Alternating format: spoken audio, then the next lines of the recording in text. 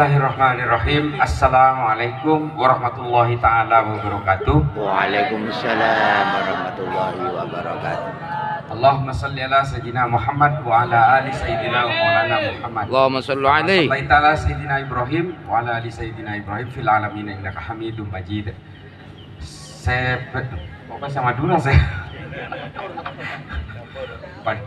Terasa di Madura, jadi saya tanya, ini orang Maduranya ada berapa? 80%. Waduh, ini campur-campur ini. Karena saya Madura asli, saya Madura super duper asli. Istri saya Madura asli, mertua saya orang Sampang, mertua perempuan saya dari Kuanyar. Bapak saya, abah saya itu dari Kuanyar, ibu saya dari Galis Bangkalan, Ranggan Timur. Jadi Madura asli saya, sangat asli. Dengan anak-anak saya berbahasa Madura setiap hari di rumah di Jakarta. Saya tinggal di Jakarta. Bapak Ibu sekalian yang saya hormati, para ulama, ketua PCNU,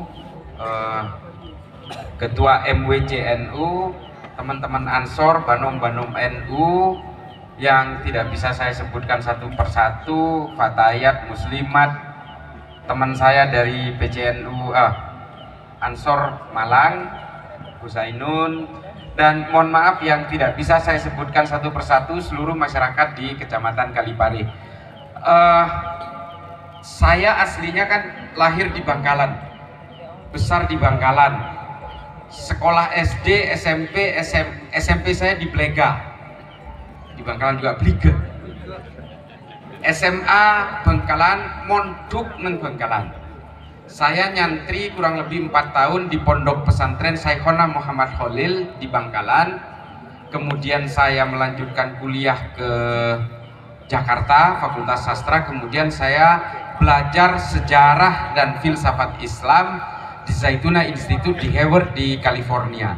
Hampir 5 tahun saya tinggal di Amerika. Ketika kejadian gedung ditabrak pesawat yang kemudian tumbang, serokbu gak disah. Nah, ini kan gula tepang bedeneng Amerika. Jadi saya merasakan bagaimana seorang Islam baik-baik tiba-tiba menjadi korban 6-7 orang yang merusak Islam, melakukan aksi kekerasan, melakukan aksi terorisme atas nama Islam di Amerika. Saya merasakan, dan setelah kejadian itu saya merasakan masjid ditutup. Orang-orang seperti saya yang namanya ada Muhammadnya di depan tidak sembarangan bisa mencari kerja, tidak sembarangan bisa sekolah, tidak sembarangan bisa beli tiket pesawat, tidak bisa sembarangan mencari kos-kosan, karena kalau ada Muhammadnya kesannya itu teroris semua. Nah nih, hanya karena ulah segelintir orang lalu kita semua dicap seolah-olah orang Islam itu sama semua. Nih kan nih, nggak apa-apa ya campur Madura begini nikah. Nah nikah banyak juga kejadian seperti ini yang kemudian seolah-olah orang Islam itu sama seperti dengan sosok yang biasanya tampil seolah-olah orang Islam itu sama semua. Ngedek, ini jeng orang apa enggak boleh. Jadi banyak saya merotes, loh Gus Islah ini kalau saya lihat di YouTube kok kayaknya tinggi ini. Saya bilang, loh iya ya kelihatan tinggi, kalau di TV itu kan kelihatan separoh. Separohnya tinggi, saya memang separohnya pendek masalahnya. Sokona saya pandai. Nah ini kadang-kadang ketika ada orang yang mengaku bergelar Habib misalnya, kerjaannya itu hanya mencaci maki orang NU, mencaci maki ulama NU, membuta-butakan Gus Dur. Lalu orang mengambil kesimpulan yang sama, seolah-olah orang Islam seperti dia semua. Ini banyak Pak. Nih seperti hari ini misalnya, kasus Israel sareng Palestina nih. Nika selalu digiring ke arah perang agama, jadi seolah-olah ini adalah perangnya orang Islam dan orang Yahudi. Padahal benih nika perang politik nika. Nika urusan politik. Anak pemikul ngocak urusan politik. Neng Palestina nika beda orang Kristen, neng Israel nika beda orang Islam. Neng Palestina nika beda orang Yahudi, neng Israel tibi bada orang Arab. Tentara Israel pun bada se-Islam Pak. Bada. Nah ini kemana pipan jenengan tak percaya? Pula teman gak kasar. Bahkan saya pernah bertemu langsung dengan seorang tentara Israel yang beragama Islam dan keturunan Arab. Saya bertemu itu. Dan bahkan ketika saya pernah ada konferensi di Amman, di Yordania, utusan Israel itu datang dan dia itu Muslim taat. Jadi tepang prei rapat nih ke tepang istirahat, sekulese dari Indonesia nih ke Ijoma, wah ini kepunten apa aja, utusan Israel nih. Asmaipun Ismail Hannan, orang Islam, tentara Israel. Nah ini kecontoh nih kak. Artinya perang Israel serang Palestina nih kak, benih perang agama. Ragara ibak tada sentimen keagamaan, seolah-olah ini perangnya Islam dengan orang Yahudi.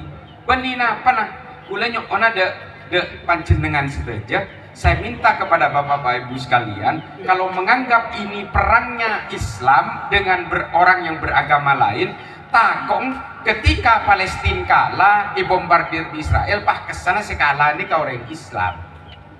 Menabi pada orang Palestina sekejam da orang Israel sampai ikrutogel maya da orang Israel, takong nyangku nih ke kelakuan orang Islam. Benih Pak, ini ke perang politik nih kak. Perang antara orang Palestina dan orang Israel ini sudah terjadi ratusan tahun. Bahkan sebelum agama Islam ada, bahkan sebelum agama Kristen muncul, perang di Baitul Maqdis atau di Yerusalem ini sudah terjadi. Dimulai 1000 tahun sebelum Masehi. Nih, sebelum agama Kristen ini muncul, 1000 tahun sebelum ini kan banyak perang di Yerusalem nih kan. Dimulai oleh seorang kaisar dari Romawi namanya Titus Vespasian. Ini kalau atokar nih kan, perang sampai bersebutan dari As-Soffah. As-Soffah ini kan khalifah yang dalam Islam. Ini kan nyebut Baitul Maqdis itu kota Yerusalem ini dibangun dengan lapisan darah yang bertumpuk-tumpuk. Makanya kota nikah Yerusalem, kota Israel nikah tidak pernah berhenti dari perang. Mulai cuman dimin, ampun 3000 tahun ampunan. Siapa perang nikah. Ate gente mosona. Mungkin orang Israel sarang Romawi, orang Arab sarang orang Israel, orang Bizantium sarang orang Eropa, perang itu. Jadi lebih biasa nikah wilayah perang. Nah nikah. Oleh karena itu, apa yang ingin saya sampaikan ini adalah mari kita bicara tentang Nahdlatul Ulama, NU nih. Menabi kula sarang panjenengan insyaallah sarang para masyayikh seperti kinto nikah. Rembi nih kak, oe lah kala NU nih kak. Kula TV is orang Madura. Wah nih kan mana bitanya aki agama apa? Bani Islam NU. Aneh. Jadi NU nih kak, ampun lah sudah hampir menjadi budaya yang mengakar. Nah beri ini kak kula acara tadi. Saya kemarin itu selama 3 hari terakhir ini memang ada kesibukan yang luar biasa. Berusaha mengawal. Ada orang Madura, ada Nahdiyin yang ingin ditunjuk menjadi calon wakil presiden. Nah nikah, gula semak sarang nikah, sarang Pak Mahfudnya mana? Semak gula. Nah nikah, ada traumanya juga Pak Mahfud itu. Sebenarnya pada waktu hari Senin kemarin sudah jelas dia akan ditunjuk menjadi cawapresnya Ganjar oleh Bu Mega. Tapi Pak Mahfud nikah selalu orangnya polana trauma. Tahun 2019 toman iseng keralawanan. Nah, jadi Pak Mahfud itu hari Senin itu udah ngomong ke saya, lah ini benar nggak saya jadi cawapres? Ya saya kemudian ya kita berdoa. Kula nyambut apa? Kita orang bareng-bareng bah. Ya benih apa nanti kita itu kali kita dosongku. Pokoknya kalau sampai saya mendaftarkan diri di KPU baru saya yakin kiba pontore. Jadi saya ikut serta di pengawalan itu, saya menjadi penghubung dengan PDIP dan Pak Mahfud. Jadi empon car kancer nih kak. Termasuk deg-degan kita kok lopot rongkul.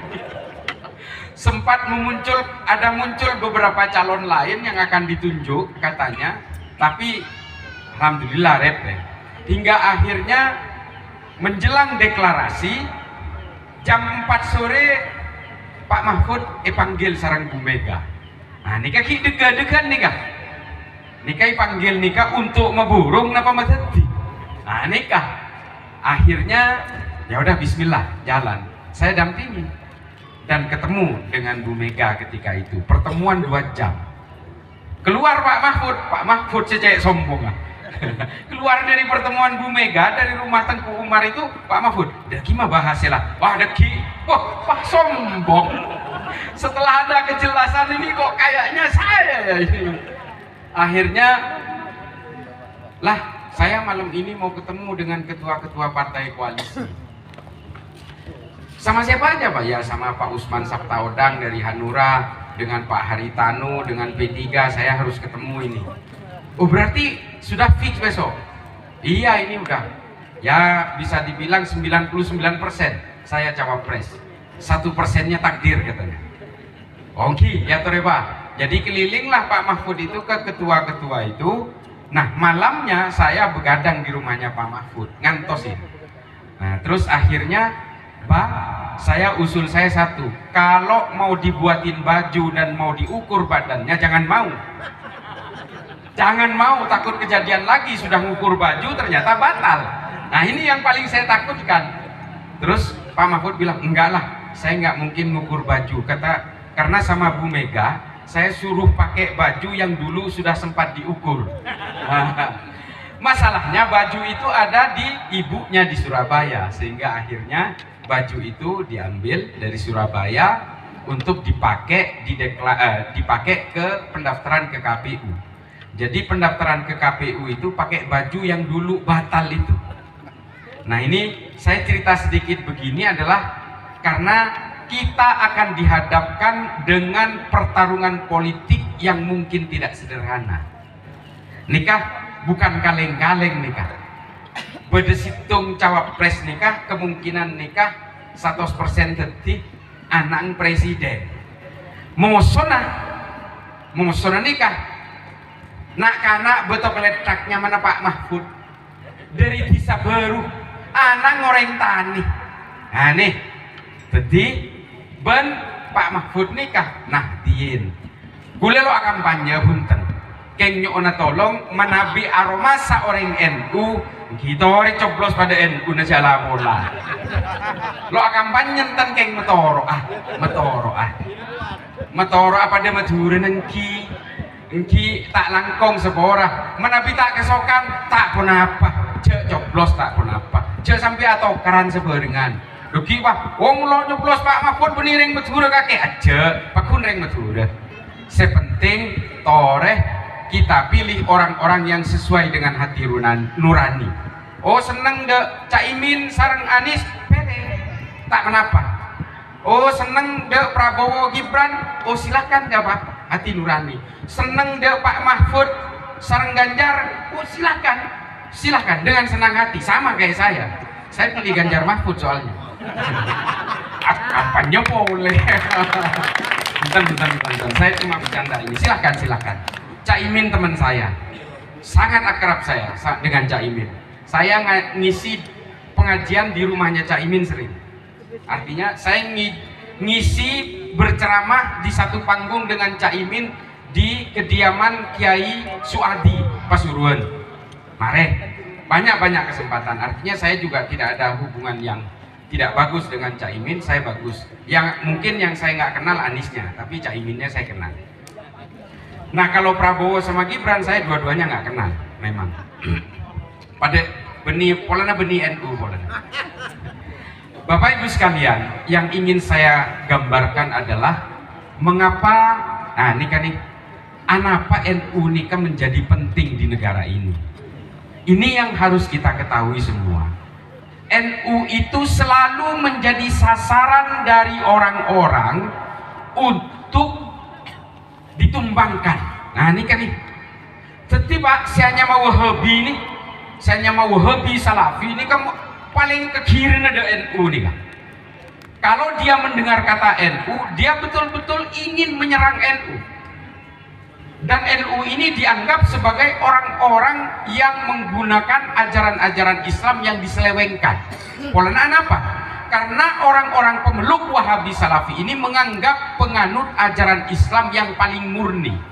Sehingga orang Islam ini, orang NU ini dianggap penganut ajaran yang sudah tercemar.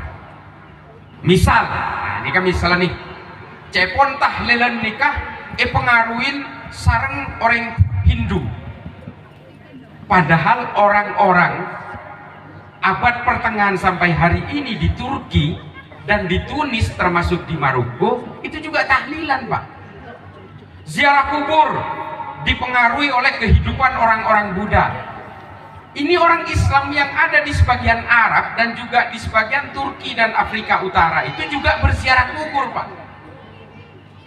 Lalu kemudian ketika dia maulidan dianggap ini adalah warisan orang Kristen yang merayakan Natal. Tore. Ini pendapatnya orang-orang Wahabi dan Salafi. Padahal orang Arab pun juga melakukan maulidan. Kecuali orang Saudi Wahabi. Karena apa? Karena Wahabi Salafi ini memang juga diciptakan oleh orang Saudi. Ulama Saudi namanya Muhammad bin Abdul Wahab dari Najd, dia menggunakan hukum-hukum baru. Tujuannya apa? Supaya melawan hukum-hukum yang dibuat oleh Kekaisaran Utsmani. Polan apa? Saudi ini kan bede keluarga terhormat, keluarga ningrat, asmaipun keluarga Ibnu Saud. Ingin menguasai Saudi, ingin melepaskan diri dari Kekaisaran Utsmani. Tidak nikah. Wahabi ini lalu diciptakan untuk melawan ajaran-ajaran Islam yang disepakati oleh Kekaisaran Utsmani dari Turki. Sehingga apa? Kalau Kekaisaran Utsmani itu maulidan, di Saudi harus diharamkan. Mi'ranan bisa ke orang itu. Akatineng dalam putol nih. Kalau orang Turki Kekaisaran Utsmani ziarah kubur, tahlilan, haul, maka dia harus mengharamkan apa yang dilakukan oleh Kekaisaran Utsmani. Menapi neng Utsmani nikah bermemainkan musik, maka di Saudi harus mengharamkan musik. Kalau di Kekaisaran Utsmani ini orang merokok, maka rokok harus diharamkan oleh orang-orang Saudi. Tujuannya apa? Supaya orang Saudi betul-betul memusuhi orang-orang Kekaisaran Utsmani. Nih ketot sudah. Nah, yang menjadi masalah kemudian ketika Saudi berhasil memerdekakan diri dari Kekaisaran Utsmani, ajaran ini dibawa ke Indonesia, di mana Indonesia ini tidak ada masalah dengan Kekaisaran Utsmani. Ulama-ulamanya masih memegang ajaran-ajaran dari para ulama dan ijtihad serta fatwa-fatwa dari ulama Kekaisaran Utsmani. Nah, tetapi mungkin nikah sudah tinggal kantor nikah ngaramaki bolodan, ngaramaki hol, ngaramaki tahlil, doki macarana pokong kinto nikah harus pada bi Saudi. Nah, nikah. Ajaran ini yang kemudian mengajarkan kepada kita untuk mengkafirkan siapapun yang berbeda. Soalnya orang Wahabi Salafi nikah nganggep sepaling bener, Pak. Nganggep paling orisinil ajarannya dengan ajarannya Rasulullah. Nganggep sepaling otentik dengan ajaran-ajaran yang dilakukan oleh Rasulullah. Padahal nikah sedaja pacak ngoreng sedaja. Orang-orang pemeluk Wahabi mengaku paling orisinil, juga kata ulama-ulama mereka. Kita menganggap ajaran NU ini, Ahlus Sunnah wal Jamaah ini sebagai ajaran-ajaran yang paling otentik, juga menurut ulama-ulama kita. Jadi intinya Pak, orang-orang Wahabi ini kah nganggep sepaling bener. Orang sepite sareng Bang Tibi pasti salah. Bang Tibi yang pasti masuk surga, orang-orang sepite sareng Bang Tibi yang pasti masuk neraka. Nah, ini model orang Wahabi Salafi. Lah ini kemangken lah mulai masuk nih ke daerah-daerah Kinto nih. beli jauh-jauh Pak embagula nika mangken dadi Wahabi mangken embagula pon juga embagula nika se asmai pon Kiai Nawawi nika ampun 100 tahun lebih pon juga nika pon juga NU Pak mangken eteku sareng kompoya embagula kompoya nika kesinweni asmai pon lho nika mangken dadi Wahabi Pak lakona nika banare peranga-peraki orang Madura. Jadi orang Madura siamo dan nika seeper kaperaki polana norok bunteng orang Kristen ya pon. Orang ngata halele kaperakin, haramakin, ziarah kubur haramakin lah nih. Saya kelakon bagu lemangken sampai aswaja nikah singkat nikah yobe. Aswaja kan ahlus sunnah wal jamaah cepon orang NU. Lah nikah yobe Pak aliran sesat warisan jahiliyah. Ini kelakon bagu lemangken. Jadi orang penter akan timbaku les lulusan IAIN munduk neng ganjar betong tahun nih kan munduk neng ganjar betong tahun aku lihat neng IAIN neng Sorboja pak tahun nih kaki capo napa boleh orang-orang biasa sekati panjenengan sarang badan gaul orang-orang budu kati gula nih kan napa boleh seloi capo sedeng Kiai akan tibasin gue nih kan icapo makin lakon nih kah peragi orang melolo orang nggak molo dan icok-ocok wah aja molo dan dia senyatanya norok buntai orang Kristen pada memperingati Natal kelahiran Yesus ini kan nih jadi ajaran-ajaran seperti ini yang sekarang ini berusaha dijejalkan kepada kita sehingga kita pada akhirnya sibuk menghitung dosa orang lain nih kan nih artis hijrah nih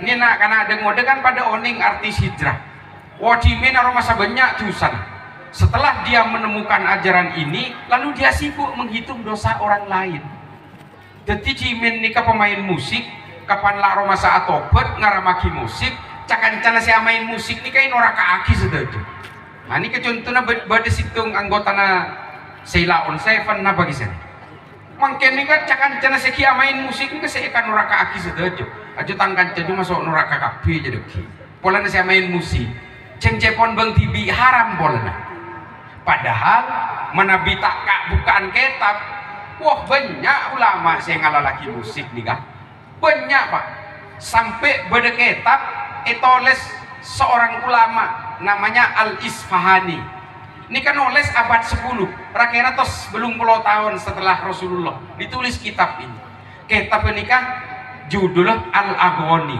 ini kan nyerita aki beda orang ngamen Pak setelah Rasulullah wafat kurang lebih sekitar Rasulullah wafat kenging julekor tahun Madinah ini kan beda orang ngamen ngangkui gitar senaran ini kan ngangkui pelepah kurma yang dipilin ya pun nenggelim kitab ngamen nih kah kurang lebih 12 tahun lakon nikah ngamen nang Madinah nikah sampai sedet.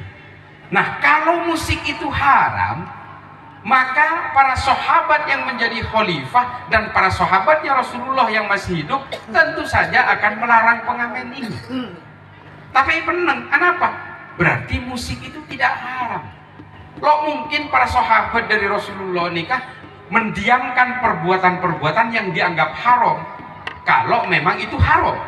Nah nikah mungkin nikah Wahabi nikah macam-macam Pak selain ngaramaki musik nikah bang nikah haramaki bank pun diharamkan dianggap riba tau re bank mandiri, bank BCA apa nikah nih haramaki saja bank konvensional BCA, Mandiri, BRI haram.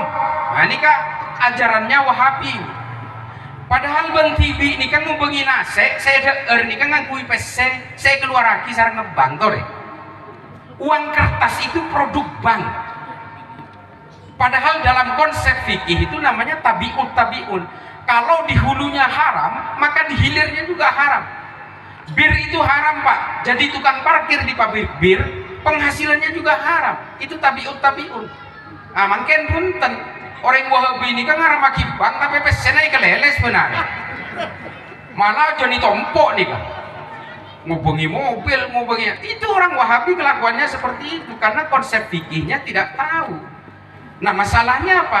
riba haram? Iya. Apakah bank masuk riba? Ini yang harus diperdebatkan, karena ini adalah hal-hal yang bersifat mutaghayyirat. Kita setuju dengan riba haram, setuju cek setuju nah. Tapi menabi bank ni kapah haram maki setuju. Kula nyokona tolong katanya, menabi ong ke haji atau umroh jangan numpak pesawat. Abur jak baik, ajalan soko ke Mekah jala bola. Karena pesawat itu semua dibeli dengan cicilan berbunga. Tak ada maskapai penerbangan nikah membeli dengan uang kontan atau dengan secara tunai lunas, nggak mungkin, semuanya nyicil itu. Maka kalau kita mengharamkan dan menganggap bank itu riba, maka kita tidak boleh naik pesawat numpak bareng haram, Pak. Tak kenge. Nah, oleh karena itulah kemudian Majelis Ulama Mesir Darul Iftah menghalalkan bank konvensional supaya kita tidak menjadi orang-orang munafik. Mengharamkan bank dianggap riba, tapi produknya dipakai setiap hari. Ini kan banyak mungkin.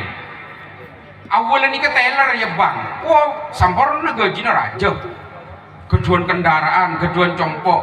Karena dia mendapatkan pemahaman ini, kamu harus keluar dari bank, haram gaji kamu, keluar bang.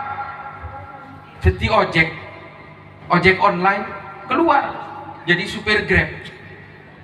Akhirnya dia keluar lagi karena di situ ada OVO pak, pembayarannya pakai bank juga, masih haram juga. Keluar dia, keluar tandi kelakuan hera-hera ajualan habatus sauda pak, jamu dari Arab.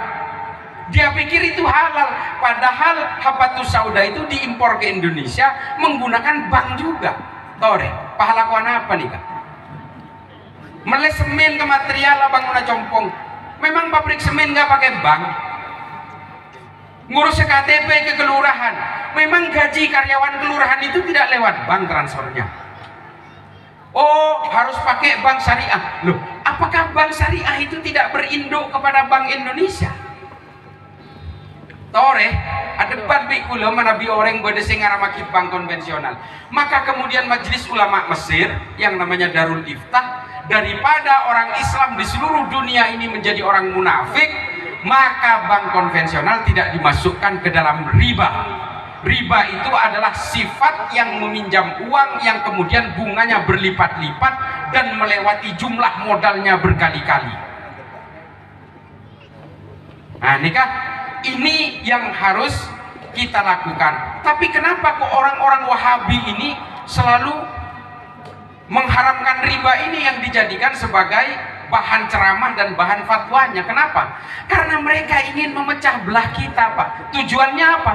Untuk menguasai negara ini, untuk menumbangkan NU. Makanya mereka itu selalu apa yang diutarakan itu selalu membuat fatwa-fatwa haram kepada apapun yang dilakukan oleh NU.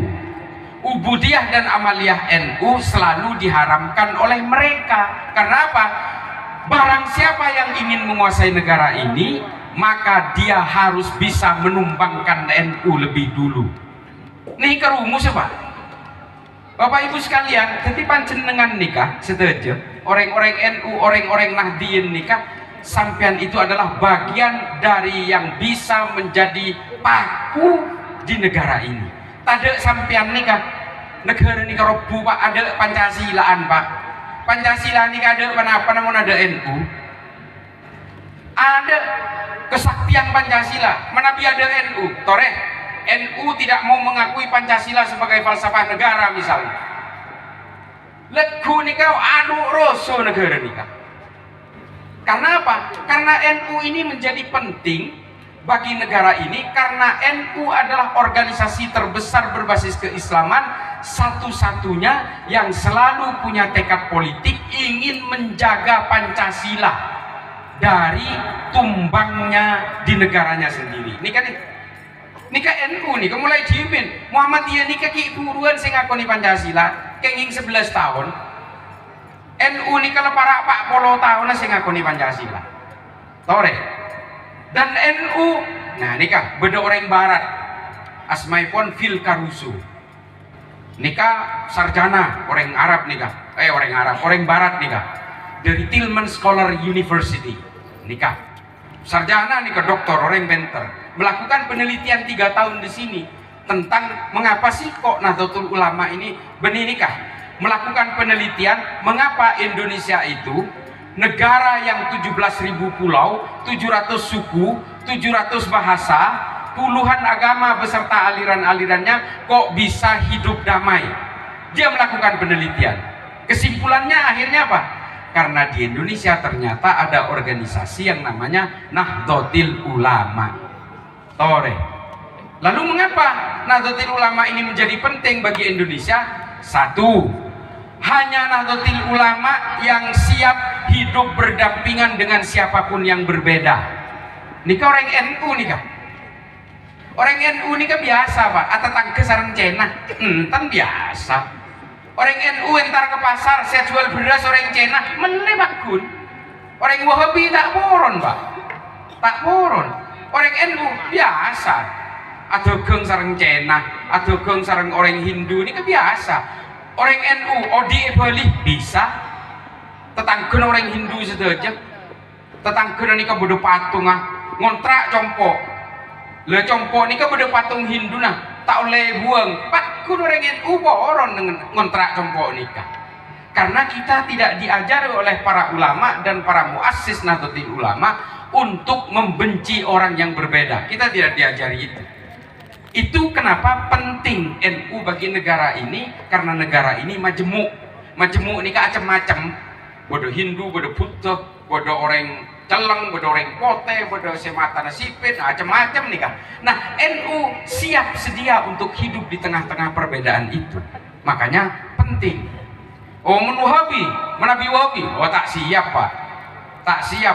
Menabi sebelah nikah bodoh orang apa jeng ngengkui cara lain, wah ini kan langsung agluber aten, langsung pegel nih kak, malah mulo kelero ibu tambu nih kak, tetangga nih kak, ikat dengki, nah nih kak. NU seperti itu. Yang kedua adalah NU tidak pernah punya riwayat mengkhianati negaranya sendiri. Pola teman ngeding NU berontak di Indonesia, jadi pemberontak, tak toman. Masumi, oh toman, Masumi ini kak. Gila kurang lebih nikah lamba akan sarang NU hera-hera moso. Maksumi pernah pak PRRSI Permesta yang melakukan pemberontakan di Sumatera Barat itu orang-orang Maksumi. Organisasi lain NII, wah nikah saraan boleh nikah. Indonesia merdeka kini 4 tahun langsung mendirikan negara Islam Indonesia di Tasikmalaya. Pimpinannya namanya Kartosuwiryo. Nikah lah keduaan cara lain nikah, mengkhianati negaranya sendiri yang akhirnya menghasilkan pemberontakan Andi Asis dan Kahar Muzakkar di Banjarmasin, di Kalimantan Selatan dan juga di Sulawesi. NU tak toman pak, malah NU nikah cuman Soeharto pak, nikah itu sarang Pak Harto. Sampai ketua umum PBNU yang namanya Abdurrahman Wahid alias Gus Dur nikah, sampai sarang Pak Harto nikah icurigain tako abrontak ke Indonesia, lalu dibuat sosok tandingan namanya Abu Hasan di muktamar ke-29 di Cipasung di Tasikmalaya. Polanya apa? Soeharto tako ke NU, soalnya NU nikah anggota banyak puluhan juta. Kalau ini melakukan pemberontakan ke saya, habis saya. Lalu kemudian Gus Dur berusaha digusur lewat muktamar NU, tak bisa, tak berhasil. Gus Dur Pakun terpilih menjadi ketua NU untuk 5 tahun berikutnya. Terus orang-orang NU apa ngamuk? Punten pak, tak ada sih ngamuk. Zaman PKI, kiai santre bantai sarang orang PKI banyak nih pak. Buan saya bantai paten. Ketika orang NU males, dah orang-orang PKI dianggap melanggar HAM. Gitu deh, mau orang NU. Asa kok orang NU pak. Tore, ketika orang lain membantai NU, tak ada sinyalakin. Kapan orang NU males, kiai NU males, yang melanggar HAM. Nika tore, nika NU nika empon lah terima baik. Nah bahkan ketika Gus Dur diturunkan dari kursi kepresidenan secara tidak normal, tore, pola sampean beda seekatoy sarang PBNU ayo ntar ke Jakarta obar kapiyo potoman ngiding nikah tade pak. Padahal Gus Dur itu diturunkan secara tidak normal, tidak secara konstitusional. Tore, apa kata Gus Dur ketika itu? Tidak boleh ada jabatan yang dipertahankan mati-matian. Negara ini jauh lebih penting daripada sekedar saya. Ini kecebon Gus Dur nih. Lah ini ke NU pak, kalau nyuna tolong aku pak de NU nih. Tore aku pak de NU nih ke pak. Kula beni masalah kula nih ke fanatik buta de NU. Tapi menabi panjenengan entar de negara-negara siapa perang pak. Kula nih kesaksian pak. Kula nih ke Afrika lah di belian pon. Sampean tak kira ntar ke Afrika lah kon apa sampean? Tidak mungkin bapak-bapak ibu ke Afrika. Saya ke Afrika pak. Saya ke Somalia, ke Nigeria, ke Republik Afrika Tengah, ke Kenya, ke Sudan, ke Mali, ke Liberia, ke Mozambik, ke Tanzania, Burkina Faso, Niger. Ini kalau mari sedajian tarebi gula. Napa boleh neng Arab nikah? Odo nikah, napa boleh? Empon lamari sedajian nikah. Saya nyama Oman, Yaman Selatan, Yaman Utara, Mosul, Irak, Suriah, Amman, Yordania, Walid. Empon lebat nikah. Sampai ke Afrika Utara, aku lagi guru Leman. Saya baru aja pulang dari Tunisia, perbatasan Libya dan perbatasan Aljazair. Saya baru pulang. Kemudian pulangnya saya mampir ke Berlin, dari Berlin saya ke Abu Dhabi, dari Abu Dhabi saya sempat mampir ke Muscat, dari Muscat baru ke Indonesia. Nikah, empon nikah, sepaling antik negara nikah cuma Indonesia. Pakistan, Afghanistan, India, India nih kan malah bulan teman budi kisah. Hanya ingin tahu apa sih akar konflik ini. Kok selalu setiap ada konflik Islam segelero, setiap ada konflik Islam segelero. Padahal ajaran Islam itu tidak pernah mengajarkan kekerasan. Di mana salahnya? Gini ke Pak Esnya Pak, Wahabi ini. Akar masalahnya itu adalah pemeluk Wahabi Salafi yang memang tidak siap berdampingan dengan berbagai perbedaan. Tore sebut, tore bikule sebut dah. Nyamana teroris nih kah? Nyamana organisasi teroris. Somalia nih kah beda nyamana Al-Shabaab. Nigeria nih kah nyamana beda Boko Haram. Republik Afrika Tengah nih kah beda organisasi teror nyamana Seleka. Mali nih kah beda nyamana Gerakan Pembebasan Sahel. Neng Sudan nika bedanya mana Hasan Turabi, neng daerah Suriah nika bedanya mana Jabhatun Nusra Liwa Tauhid, neng Pakistan nika bedanya mana Laskar At-Taiba. Tore nika semua nika Al-Qaeda, ISIS. Indonesia nika apa boleh nika JI, JAD, JAK, JAT, JAS, MIT, MIB, MII, NII, MMI, Khilafatul Muslimin. Nika jadi ke organisasi Wahabi pak. Nika mon beda orang Wahabi selalu terima tau orang debat di kula. Kula nika lakona tenaga ahli na Densus pak. Resa are nika kula mentelik de teroris nih. Angka teroris yang ditangkap oleh Densus 88 dari tahun 2000 sampai hari ini jumlahnya 2168. Kula 2 hari yang lalu saya berceramah di mana ya Lip? Nah ajudan saya kemarin berceramah di Bandung 3 hari yang lalu. Waktu itu angka teroris yang ditangkap oleh Densus 2162. Kemarin Densus nangkap lagi 6 orang. Jadi per hari ini 2168. Dari 2168 ini Bapak Ibu sekalian yang ditangkap ini hanya 6 yang bukan penganut Wahabi Salafi. Menabi pada saya tak percaya depan bikula. Saya punya datanya. Saya memegang data itu. Dan Wahabi Salafi ini bukan kata saya. Wahabi Salafi ini kata terorisnya. Hanya 6 yang bukan penganut Wahabi Salafi dari 2168 ini. Jadi 2162 itu penganut Wahabi Salafi. 6 ini satu orang Katolik namanya Fernando. Dia meledakkan bom di Mall Sumarekon Serpong. karena minta tebusan ke pemilik mall dengan Bitcoin, tidak diberikan, lalu diledakkan mallnya. Nomor 2, Johnson Dang Siagian, penganut Kristen Protestan. Dia ingin membakar pos polisi di Jatiwarna. Terpapar oleh aliran kiri namanya anarko-sindikalisme. Ini kata andi agama istana. Cuma KTP nah Kristen Protestan. Dia terpapar oleh aliran yang tidak mau adanya negara. Alirannya namanya anarko-sindikalisme. Nah, 4, tak apa-apa Gi, tak pernah pagi ini boleh sebut lagi sempak nih Gi, anggota FPI. Namanya kelompok Husein Hasni. Dia ingin meledakkan beberapa titik di Jakarta dengan membuat bom di Condet dan Bekasi. Gara-gara Habib Rizik ditangkap waktu Covid kemarin. 4 orang inilah yang ditangkap oleh Densus. Beni NU juga, beni Keng Amalia sareng Ubudian pada beni anggota NU. Nah, 2162 lainnya siapa? Ngi Wahabi Pak. Tak ada orang NU, anggota NU saya tangkap sareng Densus itu 0, nggak ada sama sekali. Saya saksinya. Mengapa saya berani bicara begitu? Kalau ada teroris ditangkap, saya menjadi salah satu orang yang memeriksa Pak. Apa isi kepalanya? Ajaran apa yang dia anut? Buku-bukunya apa yang dibaca? Ustadznya siapa? Masjidnya di mana? Ini kalau aku boleh nih kan.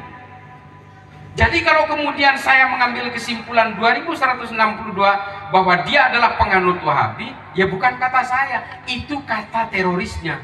Berarti kamu ini menganut apa? Ya saya menganut faham Wahabi. Ini kata dia. Dan semuanya direkam Pak. Ada videonya, ada audionya, ada rekaman tertulis juga. Jadi Manabi pada selok terima orang Wahabi dengan data ini, pon papang kiwi kulit. Manabi Pak Kunta ya ken, ibak tak ke penjara malela temu teroris sekali.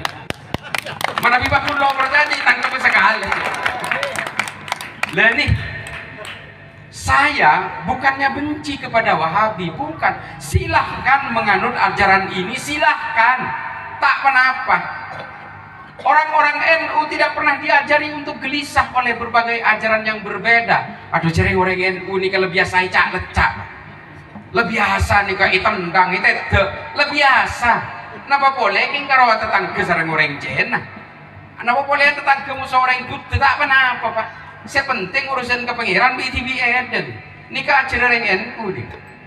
Nah, masalahnya adalah orang yang ketika menganut faham Wahabi ini, dia cenderung mengkafir-kafirkan orang lain yang berbeda. Itu yang menjadi masalah. Sehingga apa? Semua konflik di seluruh dunia ini yang mengatasnamakan Islam pasti penganut ajaran Wahabi Salafi. Nikah. Ini data Pak, data. Benikeng pola nakula becik punten. Jadi siapapun toreh makin nikah ustad Salafi Wahabi ini kesebedai TV kan akatilok ngajarin orang untuk atokaran. Halid Basalama, Safik Basalama, Firanda, Sera Abu Jawas, aduh pokoknya macam-macam nih kak, abu-abu nih. Cewek yang nyaman nih kak. Seolah-olah mengajarkan kesejukan memang. Tapi ketika orang itu masuk ke dalamnya, maka secara perlahan dia akan diajarkan untuk gelisah oleh berbagai perbedaan. Bukti haki Pak. Ini cerita siapa? Ini teroris tadi itu.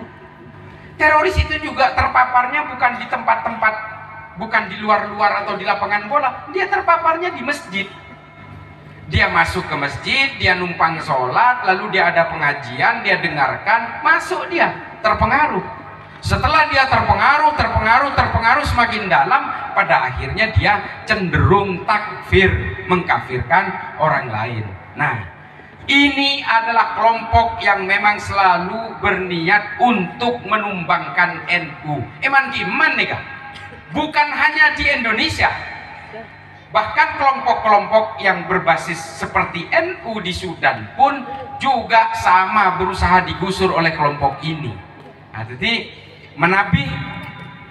menabih orang searomasah lebih cocok sarang Wahabi, silahkan Pak, silahkan aja dianut ajaran ini, tapi jangan sampai punya kebiasaan menyalah-nyalahkan dan meneraka-nerakakan orang lain yang berbeda. Logikanya begini, menabi bang tibi ini kalau masa pegal masuk aswarga, alakuan apa biki repot sarang orang seamponi vonis masuk akan neraka, tore. Ini kelakuan orang Wahabi ini, karena Wahabi ini kan anggap bang tibi bakal masuk aswarga, Pak. Orang seperti sarang bang tibi padang masuk neraka, tapi saya serang nih selalu orang saya anggap bakal masuk neraka nih. Alakuan apa, tore? Mengapa dia itu masih harus ribet, masih harus selalu menyerang orang yang menurut dia akan masuk neraka, kalau dia memang sudah merasa akan pasti masuk surga, tore? Nah ini karena memang mereka punya keinginan ingin menggerogoti pelan-pelan, memecah belah Nahdlatul Ulama, dan ketika Nahdlatul Ulama ini sudah runtuh perlahan, Pancasila itu tidak ada apa-apanya, kata Filkarusu. Lalu mereka kemudian tinggal menguasai negara ini, lalu orang yang berbeda-beda di seluruh Indonesia ini akan dipaksa sama dengan mereka. Itu tujuan politiknya. Sementara NU, kenapa tujuan politik? Tak ada. NU nikah pun cuma aja ke Pancasila, Bhinneka Tunggal Ika, empon nikah menjaga tegaknya NKRI. Tak mulu, Pak. Nah nikah, ini yang ingin saya sampaikan tentang ke-NU-an ini. Toreh, mari jaga NU ini. Nomor situng dijaga dengan kemanusiaan, dengan kedamaian, dengan toleransi. Toreh, kita lawan ajaran-ajaran Islam yang mengajarkan intoleransi dan takfiri. Kita lawan nih, apapun ajarannya, apapun alirannya, terutama ada ibu-ibu. Ibu-ibu nikah paling gampang nikah. Capo ajaran nikah.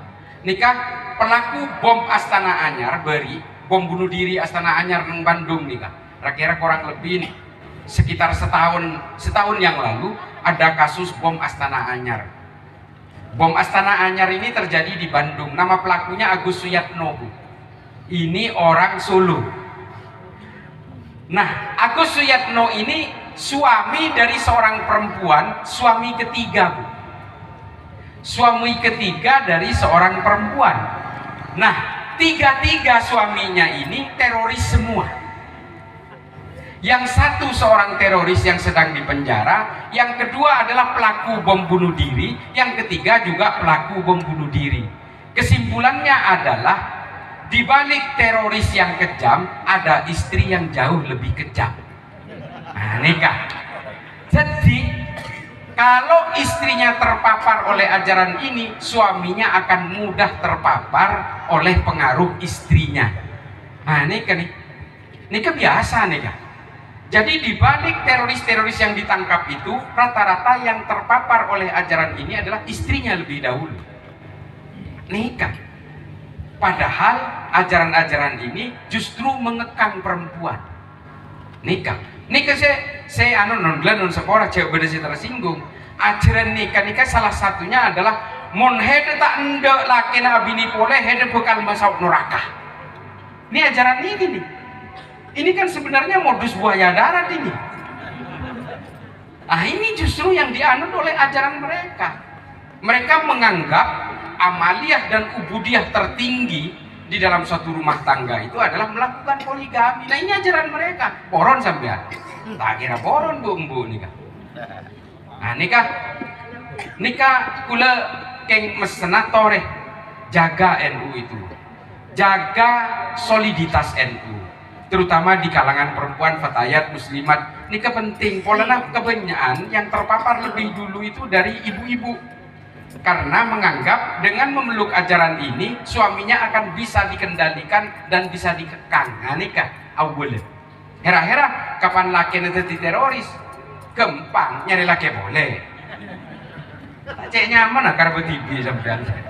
Nah, nikah gambaran sederhana dari kelompok ini. Karena memang terus terang, kenapa hari ini belakangan ini NU menjadi patron utama, partner utama dari Detasemen Khusus 88. Kenapa? Karena data tadi, Pak. Tidak ada orang NU itu yang ditangkap karena terorisme. Tak ada. Tidak ada sama sekali, Pak. Nah, oleh karena itu kemudian Densus berketetapan, oke, NU kita jadikan sebagai patron untuk melawan gerakan teror. Nah, makanya kula nika kenging brokan NU, jadi orang kati kula nika saya rekrut Pak. Jadi di dalam Densus itu ada 3 kader Nahdien, satu namanya Dr. Ginanjar Syakban, lulusan Al-Azhar, nika NU nika, ketua PCI NU Mesir. Nomor 2 asmaipun Dr. Najih Ar-Ramadhani, lulusan Suriah. Muridnya Syekh Adnan Al-Afyuni, sepate Wahabi. Peletu bom kendara, mobilnya diledakkan dengan bom. Ketika sedang parkir, Syekh Adnan masuk meledak bomnya. Yang membunuh itu namanya kelompok Jabatun Nusra, orang Yahudi, orang Wahabi. Nah, nikah. Nah, yang ketiga itu gula nikah. Gula nikah gila, orang kerkasa gini, orang tani gula. Cuma bro karena NU. Nah, jadi kalau kemudian Densus hari ini menjadikan NU sebagai partner, punya kerjasama khusus dengan PBNU, dan Densus 88 Mabes Polri juga punya andil besar dalam mendirikan PCNU di beberapa daerah yang belum terbentuk PCNU-nya, itu karena memang NU dianggap sebagai entitas yang bisa dipakai untuk melawan gerakan teror. Organisasi lain tade Pak, tade. Polana teroris saya tangkap nikah banyak. Sedang-kadang setelah ditanyakan dia aktif di organisasi sebelah. Tahu saya sebut. Nah, ini yang menjadi persoalan bangsa hari ini. Mari kita jaga konsolidasi Nahdlatul Ulama. Jaga Pak. Mana bisa kancaan bedese terpengaruh Wahabi, lajak molot dan haram juga. Nah, ini harus diingetin ini. Diingatkan ini. Lajak ini ngaki musik, dia masuk ke neraka. Mereka nak Imam Ghazali ini kan masuk ke neraka. Padahal Imam Ghazali ini hobinya mendengarkan musik ini. Polana cepon Imam Ghazali, cara untuk melihat keberadaan Tuhan adalah mendengarkan musik yang bisa betul-betul masuk ke dalam kepalanya. Nah, nikah debun Imam Ghazali dalam Al-Mustadariyah. Nah, ini kata orang. Jadi musik itu jangan selalu diartikan sebagai mudorot. Ala sebuah hobi ini kan ngaramaki musik misalnya. Soalnya mau orang yang main musiknya bisa jadi klopain sekabina, bisa jadi mudorot. Mau urusan mudorot kayak pakai supir truk mudorot, mau pas sampai mendem. Ore, mau nyetir sambil mendem kina berapa bukaan. Jadi artinya ukuran mudorot itu tidak bisa diukur dari nilai pekerjaannya. Pola nasi main musik, oh main ramah nikah, ada uang ngakui musik, musuh haram. Nih ser kan banyak orang sih pesadar sarang mau main ramah nih. Banyak kalau bersair-sairnya dan dengan musiknya. Nikah ada uang nikah wali songo apa boleh nikah. Wali Songo ini kan menyampaikan syiar Islam dan dakwah Islam lewat kebudayaan lokal, lewat bojong gamelan, pahara makin. Bang Tibi ki buru masuk ke Indonesia. Wali Songo lah ampun atusan tahun begitu. Wahabi ki buru masuk ke 40 tahun, pas larang mengarah makin setuju. Nah nikah, toreh NU Nahdlatul Ulama dijaga. Tetap dijaga kehidupannya, dijaga amaliyah dan ubudiyahnya. Mari jaga Nahdlatul Ulama sebagai bejana untuk menciptakan toleransi, kedamaian dan menghargai manusia lainnya. Khairun nas anfa'uhum linnas nikah. Nikah toreh lebat NU nikah. Letak ada debat menabi nikah. Saya kira begitu saja nyon sepora. Selalu potepon guys, karena besok itu ada peringatan puncak Hari Santri di Surabaya. Saya harus hadir di sana karena ada presiden hadir, ada Gus Yakut juga hadir besok di Tugu Pahlawan jam 6 pagi. Jadi saya harus geser ke Surabaya karena acaranya pagi sekali. Saya mungkin ke Surabaya 4 jam, jadi saya harus cepat segera kembali ke sini supaya bisa istirahat. Karena hari Seninnya saya harus ke Maluku. Saya ada 16 titik dalam tempo 9 hari di sana. Jadi sehari 2. Nah, dari Pulau Situng ke pulau lain ini kan beda 4 jam setengah. Pulau-pulau sampai ke Alor, ke Nusa Tenggara Timur nih kan. Pokoknya pula nih kan Indonesia nih kan pon topoh. Lama rientari sedaja bikulah. Di seluruh dunia juga sudah. Pula de Meksiko mare, ke Peru mare, ke Chile mare, ke Brasil mare, empon lama. Lah terasa sedaja pula. Kakulina manusia nika lawoning bulaka ya gaya nama manusia nika siki masih nipu siki masih cucur nika insya Allah lawoning seteja gula. Maksudnya nipu beni nipu napa nipu atas nama agama. Jadi menabi orang Katolik nika nika teroris nang Amerika Selatan nika ngakona Katolik. Biasa nika teroris nang Amerika nika agama Kristen. Teroris nang India nika agama Hindu. Teroris nang Myanmar nika agama nika Buddha. Teroris di Indonesia nika ngakon Islam. Padahal teroris nika ada agama. Tidak ada agama yang mengajarkan terorisme. Tidak ada. Cepon ring barat terrorism has no religion. Tadu.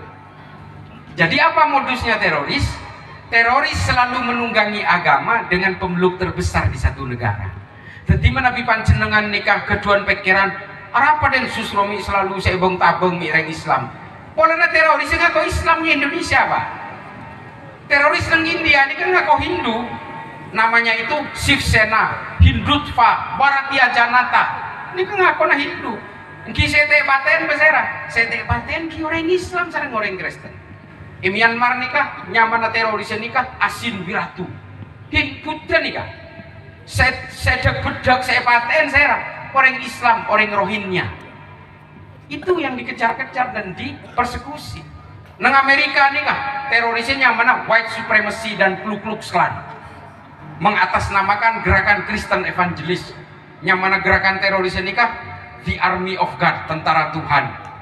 Menabi bahasa Arab nikah Jundullah. Nah, ini kan yang kuijukan dengan Islam. Bodesnya mana Army of Christ, tentara Kristus. Ini kan teroris itu aja nih kan. Mengatasnamakan Kristen. Kenapa? Karena agama mayoritasnya Kristen. Jadi mereka itu selalu membajak agama-agama dengan populasi terbesar di dalam satu negara. Supaya apa? Supaya kejahatannya terlihat terhormat. Supaya penangkapan dan perlawanan terhadap mereka itu bisa dimaklumi oleh orang-orang Islam di Indonesia. Nah ini kan Densus makin nangkep apa sih ini saya tangkap orang Islam meloloh. Lo nangkep Islam apa? Nangkep teroris saya ngaku agama Islam. Kenapa enggak Densus? Kenapa daripada nguber-nguber orang Islam kenapa enggak ke KKB Papua saja? KKB ini kan benih urusan Densus pak. KKB ini kan urusan tentara sareng brimob. Karena mereka itu adalah gerakan separatis yang mengancam integritas bangsa dan mengancam soliditas bangsa. Nah, jadi lain tugas Densus hanya mencari teroris. Nah, nikah gemberan secara sederhana yang bisa saya berikan kepada Bapak Ibu sekalian, jangan pernah punya pikiran bahwa Densus itu hanya mengejar-ngejar orang Islam. Densus tidak menangkap orang karena Islamnya. Kalau Densus menangkap orang karena Islamnya, mungkin jumlahnya bukan 2100, tapi mungkin sudah jutaan yang ditangkap. Tapi yang ditangkap oleh Densus adalah orang-orang yang mengaku Islam, tapi berniat untuk melakukan aksi terorisme. Nah, ini kasaos dari badan kaulah nyon sepora salah lopot epon. Akhiron ihdinas siratal mustaqim wallahul muwaffiq ila aqwamit thoriq. Wassalamualaikum warahmatullahi taala wabarakatuh.